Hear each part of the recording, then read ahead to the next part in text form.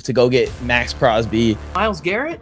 I would give them whatever they want. You're going to be a Super Bowl caliber team for multiple seasons. What in the hell do the Lions do now? They just lost maybe their best player for the entire season. And this was a team that had Super Bowl hopes, which is why I had to have someone who is very familiar with the Detroit Lions on the show today. Tony Tucker from the MJT Football Podcast. He grew up in Michigan and all of his family is Lions fans. So naturally, he's pretty close to the team. I'll leave the links to his stuff in the description below if you want to check it out. Now let's break the huddle with Tony Tucker. Today, we're talking about the unfortunate. The Detroit Lions season just changed drastically in a game that they won by 40 freaking points. Thanks for coming on the show to talk about this. And maybe share with the viewers real quick your connections to the Lions, first of all. All right. So I grew up in Upper Michigan. I'm a Youper, Marquette. Grandfather, been a Lions fan since Bobby Lane. Like when I was a kid and we'd sit there and he'd be talking, like he'd be cursing out Wayne Fonts in the 90s and stuff like that. And he'd be telling me about like old school Lions football from back in the day. So I grew up with cousins, family members that were Lions fans. To get back at my grandfather, I became a Packers fan for a long time. And that's a whole other thing. I know they're like, this fucking dude is Chargers. Actually, stuff. Someone called me out at the Broncos game. They were like, because he's a dude from Cleveland. And I always tease him that he's a Broncos fan. And he was like, well, what about your co-host who was a Packers fan? Then I had to explain the whole thing, and we're not going to explain it. We'll just let them be mad about it. Yeah, it's just be mad about it, whatever it is. I don't give a shit. I am currently have been a Chargers fan for a long time, and I feel good about that. Anyways, growing up, it was always, well, maybe next year. And then as I got a little bit older, it was like, well, it'll never be there. Now my grandpa is still alive, and when I talk to him, he could not be more excited to watch the ass-kicking machine that they have built in Detroit. Brad Holmes, Dan Campbell, Ben Johnson, even Aaron Glenn this year turned it around. So, like, the whole thing, Lions, I'm with you. If the Lions are in the Super Bowl, as long as they're not playing the Chargers, that's who I'm rooting for. That's who I'll bet my money on. Like, it is so much fun. Hey, sorry for interrupting myself, but one quick reminder before you forget to like this video, subscribe to the channel, and turn on notifications so you can be here every single time I post. It's the free way you guys can support the channel. We're trying to build something special here very early on in the stages here. We only have 10,000 subscribers. We're trying to get 20,000 subscribers. The only way that's possible is if you guys support the channel by liking the video, subscribing, turn on notifications. And that's why I got you on the show specifically for today, because you understand almost as much of a Lions fan of what the Lions freaking just go through, man. And this Aiden Hutchinson thing, like, at the worst possible time, right? Well, I am a Wolverines fan. Like, that is the thing that people struggle with. It's like, well, how could you be this, not whatever? It's like, there was one thing that when I was little, it was like the Wolverines were the shit. The helmets, I used to get like a new Wolverine sweater at Christmas time. Like, I have always loved Michigan football. Aiden Hutchinson, one of my favorite players there over the last 10 to 15 years. Phenomenal. I root for this kid. Like, we've talked about it like during the draft stuff that we've done. Absolutely phenomenal player. And having defensive player of the year, like legit this year, was he's unstoppable. Because one of the things that, like, as like more casual fans, that you're like, oh, look at the sack numbers, and then now people are becoming more aware of the pressure numbers. Watch Aiden Hutchinson play the run. Watch Aiden Hutchinson not just rush from the edge, but then go in like 3-4 technique inside and still be busting up guards, centers. It doesn't matter. Like, his trajectory is TJ Watt. That's what I was about to say. Right? I was about to say that exact name. Aiden Hutchinson is heading that way. So I was going to do the Fifth Down newsletter this week, and my opening topic is to put a little optimism for the Lions, right? And if I was going to talk to Lions fans, the thing that I would say to them is like, there's no happiness, or there's no like real silver lining, but like it's happened early enough, Mike, where they get to take a second. They're not in a panic. They can survey the land. They can get closer to the trade deadline. They can start looking for edge rushers on teams that maybe it's out there. I don't know. Do you want to get into this? I don't. That's what I was about to say next. That was the next thing I was about to ask you anyway. So it's a great transition in is what do the Lions do now? Because they were not like extremely thin at edge rusher, but to a point where when you lose this guy, now you're like, you need an edge rusher. And my question for you is what is the budget? What is the budget? What are you willing to spend? Are you willing to try and bring a guy in here that is going to still give you the same shot defensively that Aiden Hutchinson did? And then you have the foresight to next year that he's coming back. And if we don't go on a Super Bowl run this year, we get deep into the playoffs again. And next year, good luck. Good luck when Hutchinson's back out there and we have another guy that we just spent, a couple first round picks on maybe on the other side. So I think that there's a lot of possibilities out there. And like when you weigh the fact of where Brad Holmes came from the Rams around Les Snead, sometimes can be aggressive. They can make a big play. So I wouldn't take that off the table that they go get a marquee name from there.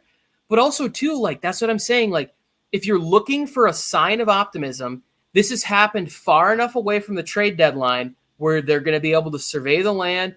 And you can't fix him with just one player unless you are trading for Myles Garrett, which the Browns, they just traded away Amari Cooper, which we're going to get to later, or, we'll talk about it another time. But you'll have like Carl Granderson, who I heard, which I thought was a great take from Chris Long. The guy that I really like for them is maybe Trey Hendrickson with the Bengals. Maybe this thing doesn't turn around. They try to get a piece for Trey. Jadeveon Clowney from the Panthers. Again, these guys aren't necessarily the same level of pass rusher, but like Jadeveon Clowney plays the run really well. You know, like I would also have to check and make sure what his health status is at right now. But like, I'm talking about that caliber player, that sort of like second tier guy. Maybe you get him.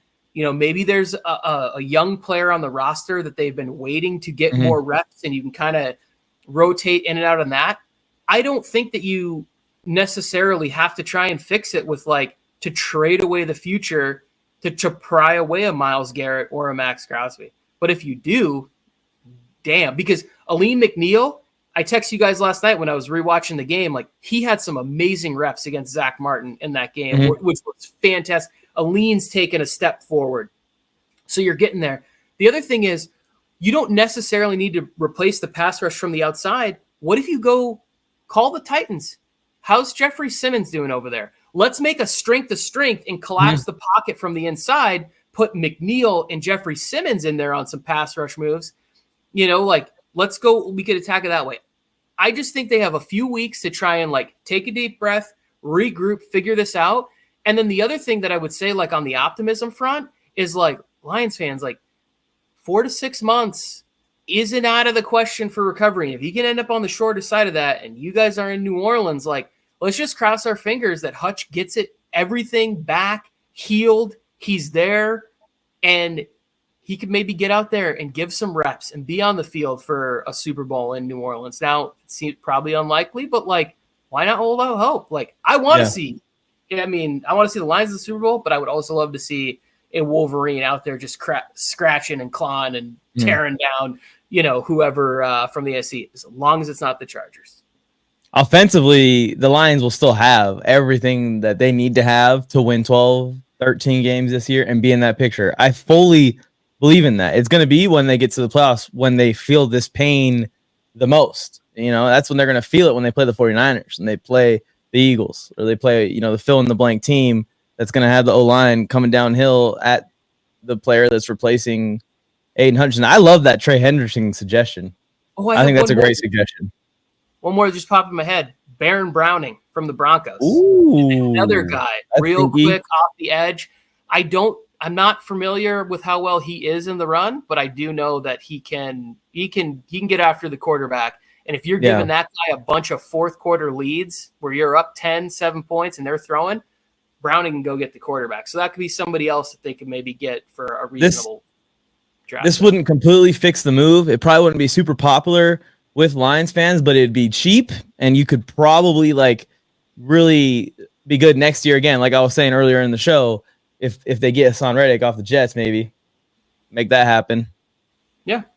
I think he's not going to be as good in run defense, but you bring in a rusher that's gonna rush the passer at a high level on third downs, and then next year when you get Aiden Hutchinson back, or like you're saying, the young kid is balling out, like you put it together, and Haason Reddick is a very good contributor to a good D line. It's just I never thought that he was the premier edge rusher on any D lines. Maybe some of those Carolina ones he was, because just by not having a great team around him, but like in Philly when he had his best moments, it was the strength of that rotation, and his greatest strength is that speed rush. Gets tackled out of timing. I do think he had like a 19 sack season in Philadelphia. Like he was the man on that Eagles line one year. Like he really can get after the quarterback. He was playing out of position a little bit in Arizona, I think, and Carolina. Yeah. But yeah, like if there is some kind of like want to salvage your first round picks, you don't want to make that big a move to go get Maxx Crosby or Aiden Hutchinson. I don't think the Raiders even would trade Maxx Crosby like this quickly. I think it would take a lot more to happen over the next couple of weeks.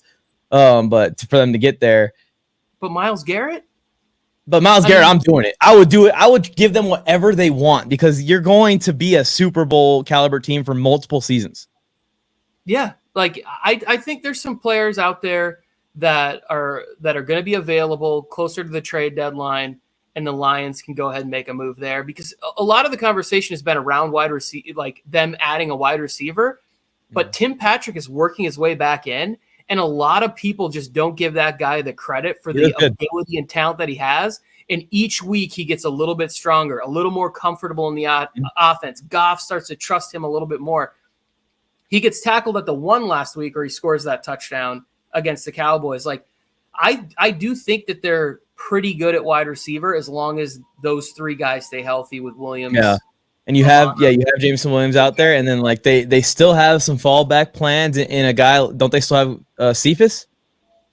I don't know if he's on. And I know they still have Raymond, who's played a lot before, and he's pretty steady out of the slot. Pretty steady as a guy that can motion a lot too for them and be useful in that type of game. So I'm with you. I think you push all the chips in on this edge rusher move and you go for it. Or, like we're saying, make something a little bit more minor, but it still is a big splash. Like getting Trey Henderson in there would be a big splash. Getting Haason Reddick in there would be still a big splash, but you might not have to give up first round pick. You might be able to swing a second and some to get those. Yeah, I do think that there's just somebody out there that they can add where this is not like the sky is going to fall situation. Yeah. I think Chase Young is on a 1-year deal. Like he's somebody with the Saints that might be available too.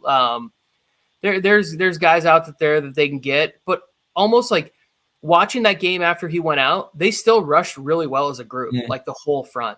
It's just that Aiden Hutchinson takes them to a game over level that you love to see as a fan. Like, there is nothing better than when you are like those games last year, where Khalil Mack was just like, game over. I'm going to get the quarterback. Yeah. I'm bull rushing through you. We can call it. It's very predictable. He has his best move dialed up right now. It's over. This tackle stands no chance if they don't double team him. Yeah, Bosa when he was healthy a few years ago, and it was just like, oh shit, he's.